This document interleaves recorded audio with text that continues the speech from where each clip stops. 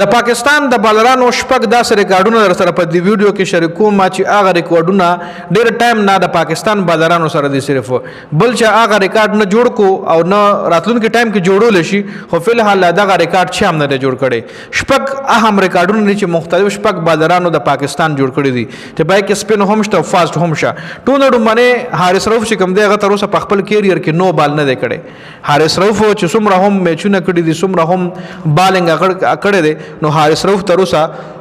په انټرنیشنل میچ کې نو بال نه دی کړی دا د حارث رؤف ریکارډ دی ورپسې په دویم باندې په 39 سال عمر کې د پاکستان له طرف نه ټول نه زیاتې وکټې نعمان علي واغېستې 10 وکټې د ایستلې دي په ټیسټ میچ کې نعمان علي په ټیسټ میچ کې 10 وکټې ایستلې چې د عمر هغه ټایم 39 سالو نو دا هم د پاکستان یو تاریخي ریکارډ دی چې تر اوسه پورې 39 سال عمر کې 40 وکټې نه دي ایستلې چې د پاکستان نعمان علي په 39 سال عمر کې په ټیسټ میچ کې 10 وکټې واغېستې د پاکستان له طرف خبره کوم غواړي دین علاوه کچې د دنیا خبره کوي نو د انګلند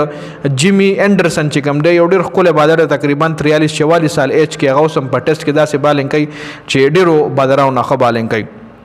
خو بیا په تاریخ کې د کرکټ په تاریخ کې ټول نه په لومړني اوور کې زیاتې وکټې چې کوم دی هغه شاهین افریدي ایستلي 23 ځله دا ګلوبل ریکارډ دی چې ټولې دنیا سره شاهین افریدي دا ریکارډ جوړ کړی دی چې په لومړني اوور کې وکټې د 23 پیرې اخیستلې دي بیا په څلورم نمبر باندې په یو اوور کې 15 وکټې محمد عامر اخیستلې دي او بیا هغه فکسینګ کې ملوث شو چې فکسینګ نه پس هغه کله بیا ټیم ته واپس یو کا نو ډېر خطرناک کمبیک یو چې چیمپئن ټرافي ګټلو کې ډېر اهم کردار محمد عامر ادا کړ او نور هم ډېر کروشل میچونه محمد عامر د فکسینګ نه پس چې کله ټیم ته راغو پاکستان ته ګټلې دي نو محمد عامر دا ریکارډ هم جوړ کړی چې په یو اوور کې 15 وکټې اخیستلې دي او دای په 2009 ټي20 ورلد کپ کې ایستلې او د سریلانکا خلاف د استرالیا خلاف ایستلې یا سریلانکا خلاف د چا خلاف ایستلې کمنټ تاسو کوي خو ورپسې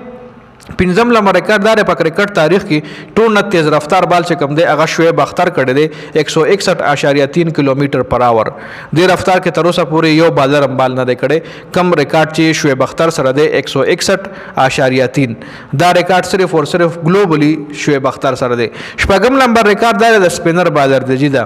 ایز سپین بالر شاهد افریدي 133 سپیډ سره بال کړی دی 133 کیلومتر پر اور سره نن سبا ډېر فاست بالران چې د هغې سپیډ 133 تر راکو شوی دی د پاکستان شاهد افریدي د شاهین افریدي سپیډ 128 130 131 132 شاهین افریدي او شاهد افریدي په یو میچ کې داسې بال کړو چې د هغې سپیډ 133 جی او دی دا سپینر بالر د انډیا مخکې چې کم فاست بالران وایي په 130 128 کې بال کولو او شاهد افریدي دا سپینر بالر دی او د په 133 رفتار سره بالینګ کړو دا شپږ ریکارډ دی چې دا صرف د پاکستان بالرانو سره دي د کسر ریکارډونه ټوله دنیا کې لکه ګلوبلی دي او سر ریکارډونه داسې دي چې هغه صرف د پاکستان کې د نن هغه جوړ شوی دي نو دا اپډیټس په دې ویډیو کې د حواله سره تاسو سره دا کمنټ لازمي وکړئ